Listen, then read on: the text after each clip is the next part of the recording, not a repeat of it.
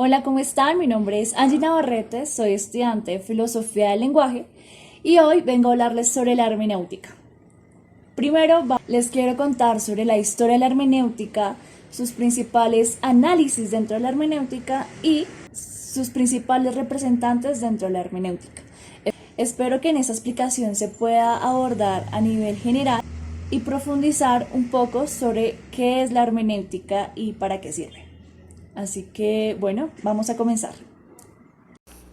La hermenéutica viene originariamente del griego, especialmente hermenéuticos, que está compuesto por herminevo, interpretar, texne, arte, y el sufijo tikos, relacionado a.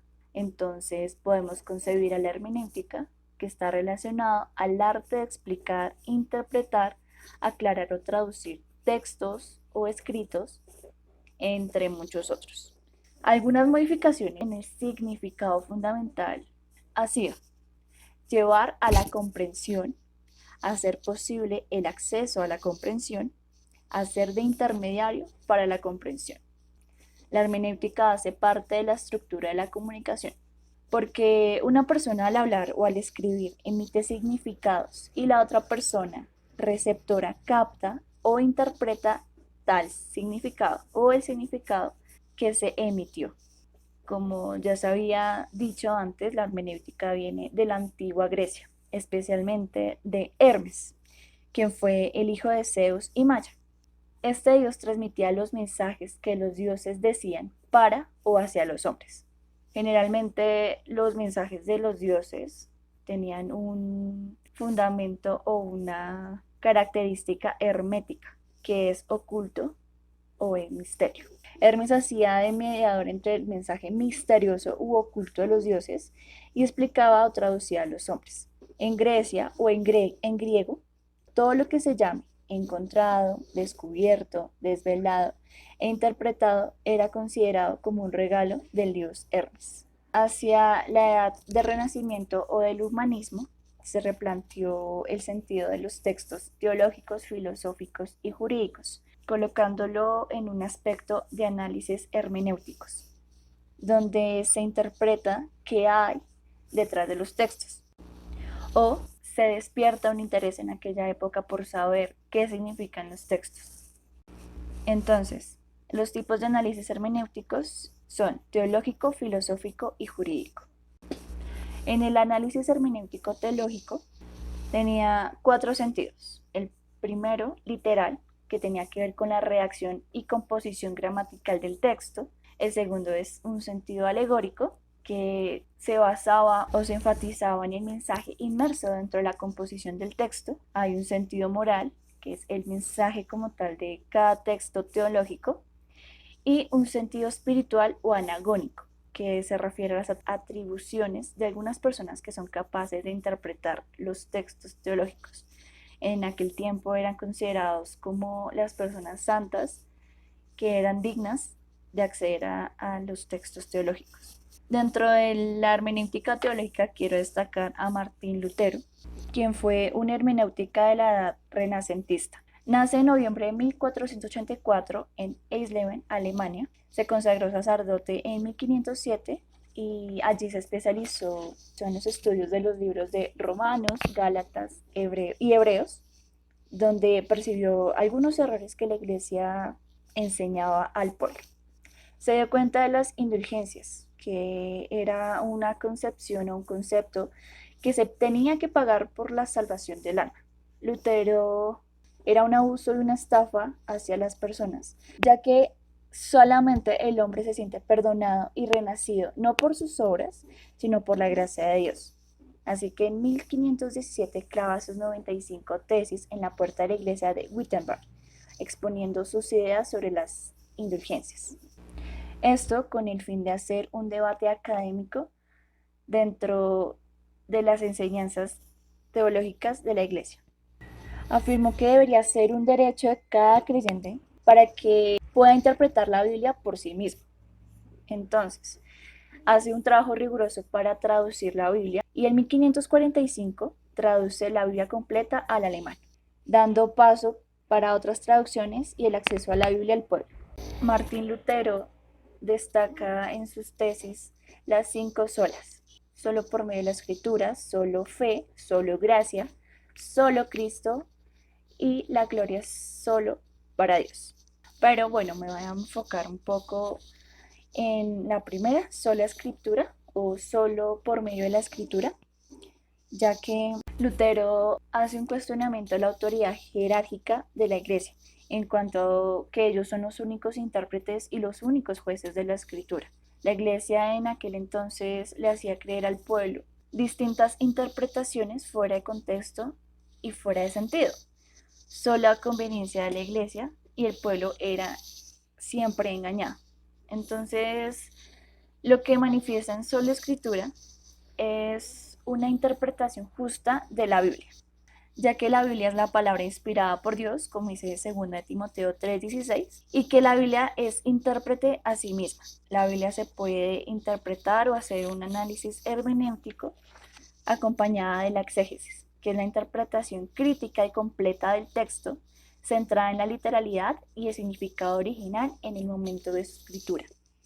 Se refiere también a la intención que el autor quiso escribir en aquel entonces para sus receptores más cercanos en su determinado contexto.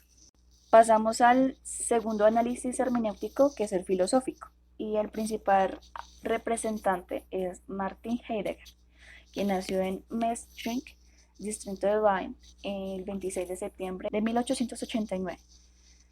Heidegger fue estudiante de Edmund Husserl, el fundador de la fenomenología, y que a partir de este estudio da el paso a la filosofía hermenéutica, al hacerse cargo de la comprensión como algo más que una forma de conocimiento o unas reglas metodológicas para llegar a tal conocimiento. La fenomenología de Edmund Husserl se propone a superar a la ciencia positivista, donde la conciencia ha perdido el significado en el hombre, que no tiene criterios sobre su conducta existencial. Así que Heidegger presenta una idea sobre la fenomenología como ciencia originaria de la vida fáctica. Él considera que la filosofía es la vivencia o la repetición de la vida presente. En su obra más significativa, Tiempo y Ser, replantea la pregunta por el ser y se mantiene en que la filosofía no se puede lanzar a ciegas sobre el ser o sobre la persona, olvidando las condiciones de que su sentido se busca y puede ser hallado. También habla sobre Dasein, que significa ser ahí en alemán, quien expone que es un hombre existencial que sabe que va a morir y que en su diario vivir está ante la posibilidad de la muerte. Así que dependiendo cómo Dasein tome esa postura y o cómo vive su vida ante tal posibilidad, tendrá una vida auténtica o inauténtica. En el giro lingüístico se hace o se tiene una preocupación por parte de los filósofos por la conciencia, y que a medida del tiempo esa preocupación se transforma en un interés por el lenguaje, en el cual este ya no se estudia como un mero objeto del conocimiento, sino más bien como una condición de posibilidad para la filosofía del lenguaje, para que aporte a la filosofía del lenguaje. Gadamer nace el 11 de febrero de 1900 en Marburgo, Alemania. Fue el fundador de la Escuela de la Hermenéutica y considera que la hermenéutica es una forma de comprender la realidad de la historia. Su obra más destacada fue Verdad y Método, donde hace una reflexión de las ciencias del espíritu. Habla sobre descubrir la naturaleza de la comprensión humana. En esta obra, Verdad y Método, se propuso investigar el dominio de la verdad yendo mucho más allá de la subjetividad. Gadamer considera que el significado de un texto no es deductible a las intenciones del autor, porque depende del contexto de su misma interpretación. Gadamer habla de un círculo hermenéutico, porque cuando nos acercamos a un determinado texto, partimos de una idea de lo que dice.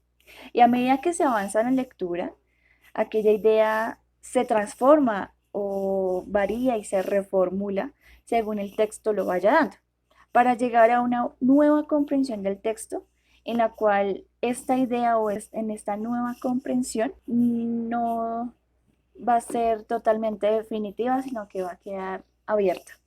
El representar implica siempre interpretar la realidad. Gadamer dice que la esencia de la historia no viene del pasado, sino que es la mediación del pensamiento con la vida actual. Afirma que la tradición y la investigación histórica forman efectos recíprocos al que denomina conciencia histórica efectual, porque en el ejercicio de la comprensión el sujeto se forma en la medida en la que el tipo de historia ha transformado su vida, su pensamiento y su ser, porque el individuo tiene una conciencia moldeada por la cultura presente, por las tradiciones y por todas sus experiencias. El comprender es el proceso de fusión de horizontes, donde tiene dominio en la tradición, en donde lo antiguo y lo nuevo crecen juntamente. Así que bueno, me puse a pensar, desde el curso de literatura y sociedad abordamos un autor, Lucien Goldman, en el texto La sociología y la literatura, situación actual y problemas del método, donde Goldman habla sobre que se debe comprender las distintas obras literarias desde el contexto social del escritor, o sea, una estructura englobante, y desde la subjetividad del escritor, o sea, la escritura interna o lo que quiso plantear en aquella obra.